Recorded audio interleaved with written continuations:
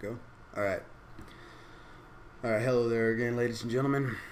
Uh, I never did do a touch up on my thoughts with Halo Infinite, being the big Halo fan that I am.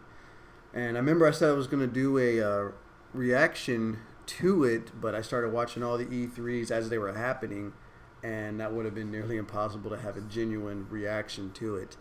And I don't have the best of equipment because my previous reaction to Splinter Cell looked kind of shitty.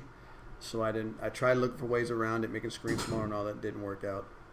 So, with that being said, my reaction would have probably disappointed you. I wasn't upset or anything. It's just as I was watching this, like most people, I was confused. Like I knew it was Halo, or I thought it was Halo, and then they would show you something like a deer. I'd be like, okay, what is this? And then I would hear the music more, and I would see like those ribbed artifacts like in the ground or something. I'm like, okay, that looks like Halo. It's sounding like Halo. And then you'd see a rhino. I'm like, okay, what is this?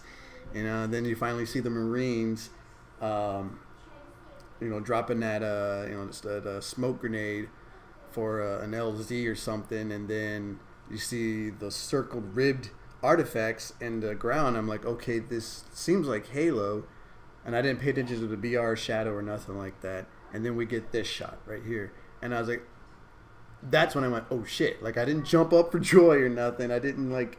I was confused. Like, is this a prequel? Is this continuing after? How is it continuing after? He's got the old armor, but it is continuing after. They listen to the fans. They're bringing the old art style back. I hope there's a reasoning for that. Not to say I don't like the old art style. It definitely has that reminiscence of old Halo, big time in this trailer. In fact, very reminiscent to. It seems like the very first time you played Halo on the second level, titled Halo, you definitely get that feel like this game is going to be awesome. And that's what I got from this trailer. This is the trailer I've seen the most out of E3. Like, I've watched it countless times. I think I've seen everyone's reaction to it because I love seeing people's joy for the stuff that I like. And then I would see like the people who analyze it, the breakdowns and all that, deciphering every nook and cranny in here. I think I've seen everything YouTube has to offer on this title right here.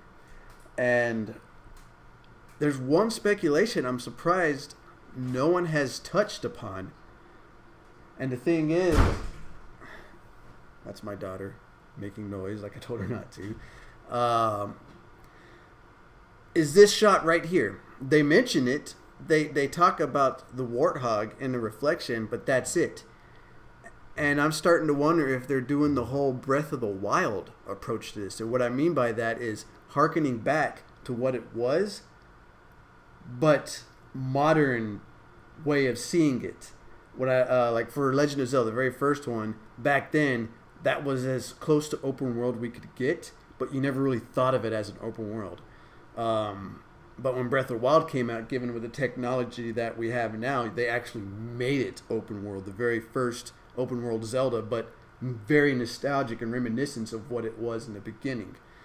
And that's what I see with this. Like the way when you first landed on that Halo ring, it was a huge open level.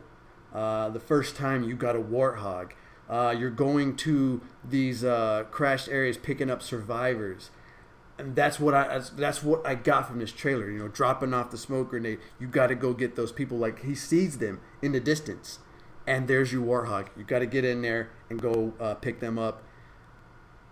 And I'm starting because of warthog. I'm starting to think it's open world or open ring, because whenever developers make a trailer, they throw something in there purposely for gameplay purpose. And that's a scout warthog. It's not a torrent warthog. It's a scout warthog. I look at that warthog as your personal vehicle. Like Roach from Witcher, your Sparrow from Destiny, your horse from Red Dead. The characters' personal vehicles in a GTA 5 storyline. And this is meant to be traverse, to get you from point A to point B. It's a passenger to pick up survivors. and they didn't want a turret because they didn't want you just getting in a turret the whole time fighting enemy, the Covenant more than likely. They wanted you to get out and use the weapons you have, pick up their weapons, reminiscence of Halo. And that's where that's the first thing I thought of. Well, probably like the third time I saw this trailer, because the first time I was just like, what? But no one has touched upon it, at least as of yet. And I wanted to point that out. My opinion, I could be wrong. I could be, but that's what I think 343 is pointing out, that this is going back to the roots in a very, very big way. And I'm getting more excited about this, thinking about, I guess, making up the own game in my head, and watching the trailers, watching more breakdowns and all that I want to see more on this. And if the rumors are true on this, 343, please rethink this. Please rethink this. Do not ship this game as a campaign only first, and then a year later as multiplayer, just so you can catch up with Sony's single-player stuff like Horizon and all that. Don't do that.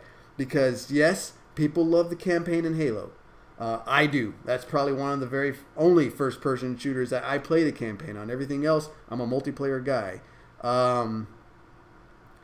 But Halo is known for its multiplayer as well. Do not release it, please. As a Halo fan, I'm telling you, you were going to fuck up by doing this, by playing catch-up. Don't do what DC did with the whole Marvel catch-up. Don't do that. Take your time, put both together, and release it. That might be your intention. It might just be the rumor, but I'm hearing rumors like these heavy, accurate rumors, apparently, that 2019, that y'all are going to release the campaign by itself. It may be badass. It may be open world like everyone, or at least I'm thinking and some other people are thinking, and that's cool. That's really fucking cool. But if you release it without the multiplayer, I'm telling you, man, there is going to be a huge backlash. Don't do it. I don't want you to do it.